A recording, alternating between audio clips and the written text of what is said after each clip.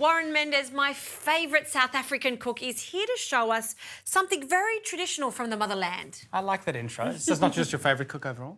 You are top One of the top. 2. Yeah, oh, that's amazing. There you go. Okay, South Africa, yes. So this is kind of a version of one of South Africa's most popular puddings. So in South Africa, there's a pudding called a malva pudding. And it's kind of like a sponge pudding which gets soaked in a syrup at the end. Oh, but this one's so good. called a vinegar pudding, and we use a bit of vinegar to cut through all that sweetness. Fantastic. So what goes in the bowl? Dry ingredients first, so flour, some brown sugar, and then bicarb. And we're using bicarb instead of baking powder here because we're going in with vinegar. The vinegar is going to activate with the bicarb and kind of give us a bit of a puffiness in the pudding. Not a lot of mixing. Melt and mix. You're not having to whisk anything up viciously. And then eggs go in? 2 eggs. 2 eggs. And next one. And then definitely a bit of butter. Any pudding needs a decent amount of butter. Butter. Give that a bit of a break up there, and then I'll slowly mix that. Going in with some of that evaporated milk. Right. So I've got 2/3 of a cup from the whole can. And that almost adds a bit of sweetness as well. And that kind of reduced milk in evaporated milk is that concentrated creamy flavour. So we've got some apricot jam and then the vinegar. So the apricot jam, a very common ingredient in South Africa. South Africa make a heap of apricots. Apricot jam is actually used in a lot of sweet and savoury dishes. Yep. And then the vinegar, we've got a 1/4 cup, so it's quite a lot of white vinegar that goes in there.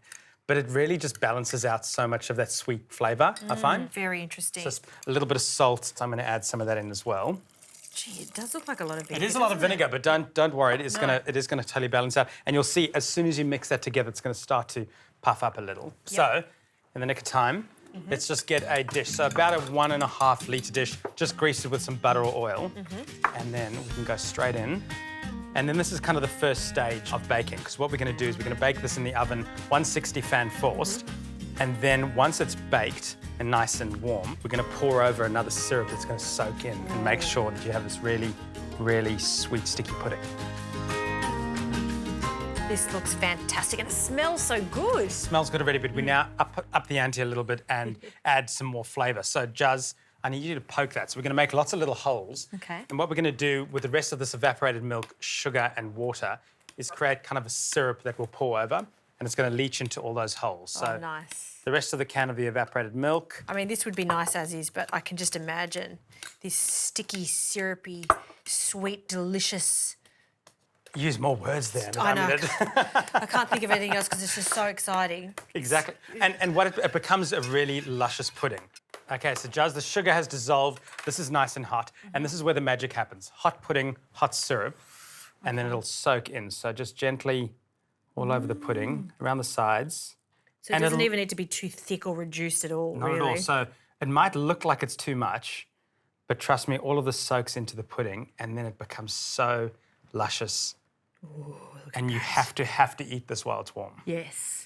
And with cold ice cream? With cold ice cream. And what we're going to do now, cold ice cream, you can definitely get a scoop of that. We're also going to chop up some of these beautiful nuts. Okay. South Africans love their almonds in sweet and savoury dishes.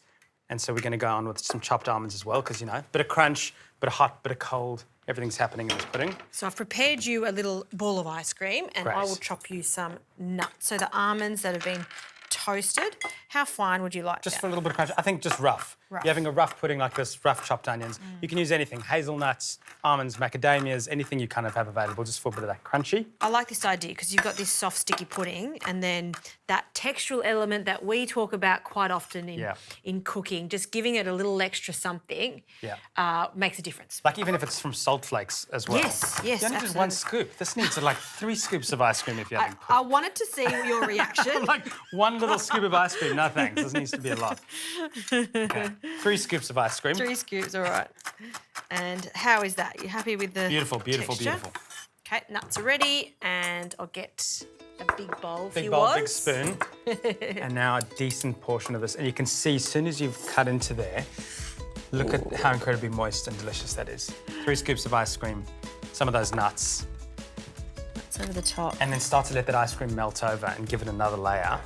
There's only one thing we need to do now. That looks so good in there. Doesn't it? You go first. You go first. I kind of want to go first, but I've had it a million times in my life before, so you go. Okay, go. Ice cream. Oh, look at that sponge, piping hot. And now get this vinegar. Oh, that is beautiful. It's just so well balanced. You know, salted caramel, vinegar caramel, that same thing happens where you just taste everything that's happening. Uncomplicated pudding. So that's what we're after here. And that you've nailed on the head. Cheese was.